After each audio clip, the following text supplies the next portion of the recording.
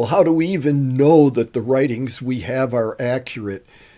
What I started with, 1 Corinthians 15, 3 and 4, is thought to be an early church creed in use within 10 years of the resurrection, very close to the time of Jesus' life, when there would be a host of people who had seen Jesus, who knew who he was, who knew the whole story firsthand.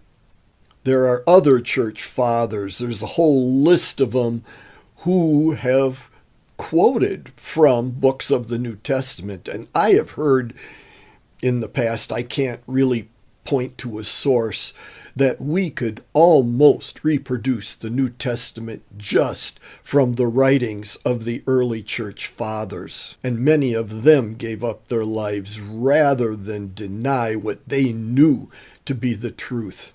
I believe it was Tertullian and Origen who have said that Polycarp, one of the early church fathers, was an apostle of John. So Polycarp would get firsthand what John learned from Jesus. It's thought that it was John that installed Polycarp as Bishop of Smyrna, and Polycarp, too, was martyred for his belief. And then just look at Christianity in general. If Jesus wasn't raised, why is there this religion spread across the world?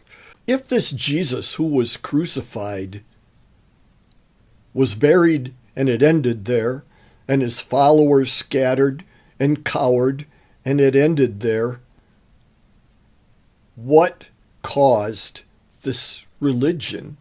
What caused it to grow? What caused all these people to die for what they believed to be the truth? What caused so many people to copy manuscripts so we have literally thousands of copies of the Bible? And then we just get into the natural world, like Romans 1:20. Just look at what is, from the macro world to the micro world to the quantum world, and say, oh, that all just happened. I can't. I just can't.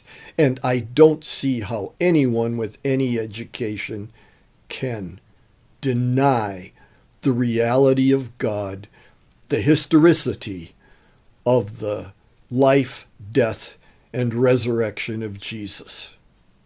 I just can't not believe it.